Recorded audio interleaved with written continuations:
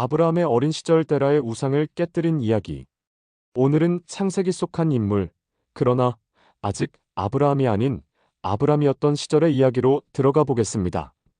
성경은 그가 하란에서 하나님의 부르심을 받았다는 사실부터 본격적으로 다루지만 유대 전승과 미드라시는 그 이전 아브람이 어린 시절 어떤 사람이었는지, 그의 마음속에 어떤 믿음과 질문이 있었는지를 자세히 전해줍니다.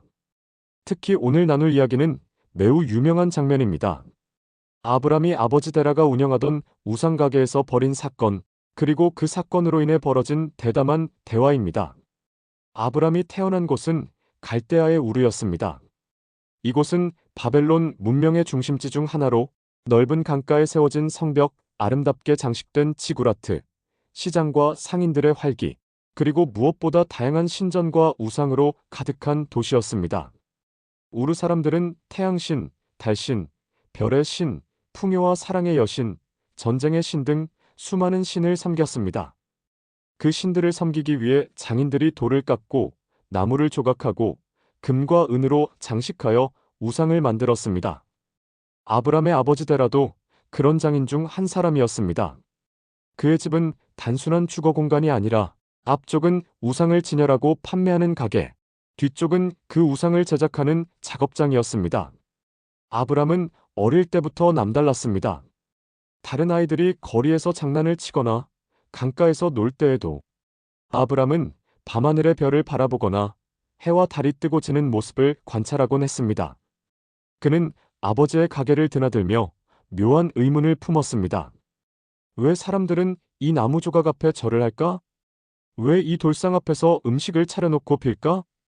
이건 사람이 만든 건데 어떻게 신이 될 수 있지? 데라의 가게 안에는 크고 작은 우상들이 줄지어 서 있었습니다. 어떤 것은 금으로 번쩍였고, 어떤 것은 나무에 오칠을 했으며, 어떤 것은 돌을 깎아 사람 얼굴을 닮게 만들었습니다. 손님이 들어오면 데라는 웃으며 말했습니다. 이 신은 당신의 가축을 번성하게 해줄 겁니다. 이 신은 집안의 평화를 가져다 줄 겁니다. 그러면 손님들은 돈을 내고 우상을 집으로 가져가 그 앞에 향을 피우고 음식과 과일을 바쳤습니다. 어느 날 아브람이 아버지에게 물었습니다. 아버지, 이 우상들이 정말 사람들을 도울 수 있나요? 데라는 잠시 멈칫했지만 곧 웃으며 대답했습니다. 물론이다. 이 신들은 우리 조상 때부터 섬겨온 분들이야. 우리의 농사와 삶은 이분들의 축복으로 유지되는 거란다. 아브람은 고개를 갸웃하며 속으로 생각했습니다. 하지만 내가 본 건 아버지가 나무를 깎아 만들었잖아. 금박을 입힌 것도 아버지고 돌을 세운 것도 아버지인데 사람이 만든 게 어떻게 사람을 지배하지? 어느 날 데라가 집을 비우고 외출하게 되었습니다. 그는 아브람에게 가게를 맡기며 말했습니다. 아들아, 오늘 손님이 오면 내가 말한 대로 잘 팔아라. 아브람은 혼자 가게에 앉아 손님을 맞았습니다. 한 여인이 과일 바구니를 들고 들어와 말했습니다. 이 과일을 신께 바치려고 합니다. 아브람은 그녀에게 다가가 조용히 말했습니다. 왜 이 나무 조각에게 과일을 주시나요? 이건 먹을 수도 없고 냄새를 맡을 수도 없는데요. 여인은 불쾌한 표정을 지으며 나갔습니다. 아브람은 한참 동안 가게 안을 둘러보았습니다. 그의 눈에는 그 우상들이 전혀 신으로 보이지 않았습니다. 결국 그는 결심했습니다. 가장 큰 우상을 제외한 나머지 우상들을 몽둥이로 하나씩 깨뜨리기 시작했습니다. 금박이 벗겨지고 나무 조각이 부러지고 돌상이 산산조각 났습니다. 그 소리는 가게 안에 울려 퍼졌지만 아브람은 멈추지 않았습니다. 모든 우상을 부순 후 그는 몽둥이를 가장 큰 우상의 손에 들려주었습니다. 마치 그 큰 우상이 다른 우상들을 공격한 것처럼 연출한 것이었습니다. 데라가 돌아와 가게 안을 보고 경악했습니다. 이게 무슨 일이냐? 누가 이런 짓을 한 거냐? 아브람은 침착하게 대답했습니다. 아버지, 오늘 손님이 와서 과일을 제물로 바쳤습니다.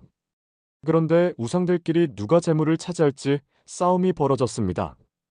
결국 제일 큰 우상이 몽둥이를 들어 나머지를 부쉈어요. 데라는 얼굴이 붉어지며 소리쳤습니다. 그게 말이 되느냐? 우상이 어떻게 싸우고 움직이겠느냐? 그 순간 아브람이 대답했습니다. 아버지도 아시잖아요. 이들은 아무것도 할 수 없습니다. 그런데 왜 그 앞에 절하고 음식과 제물을 바치십니까? 이 사건은 곧 왕 니므롯의 귀에 들어갔습니다. 니므롯은 아브람을 불러 신문했습니다. 네가 우리 신들을 모욕했다는 것이 사실이냐? 아브람은 담대하게 대답했습니다. 그들은 신이 아닙니다. 하늘과 땅을 지으신 하나님만이 참 하나님이십니다. 니므롯은 분노하여 아브람을 불 속에 던지라고 명령했습니다. 그러나 미드라슈에 따르면 하나님께서 그를 지키셨고 아브람은 불 속에서도 상하지 않았다고 전해집니다. 랍비들은 이 사건을 참 신앙의 첫걸음으로 봅니다.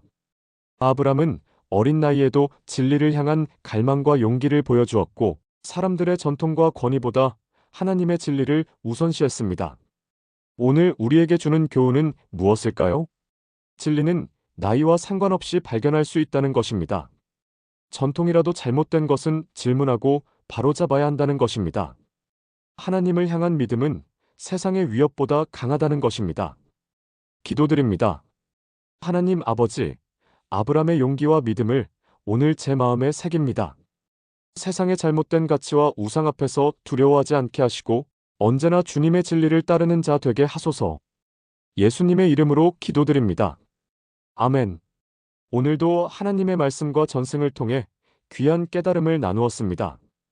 여러분의 삶 속에서도 하나님을 높이고 주님의 뜻 안에서 살아가기를 축복합니다. 이 영상이 은혜가 되셨다면 구독과 좋아요, 그리고 알림 설정으로 함께 해주세요. 다음 시간에는 또 다른 성경 속 이야기로 찾아뵙겠습니다. 주 안에서 평안한 하루 되시길 바랍니다. 샬롬.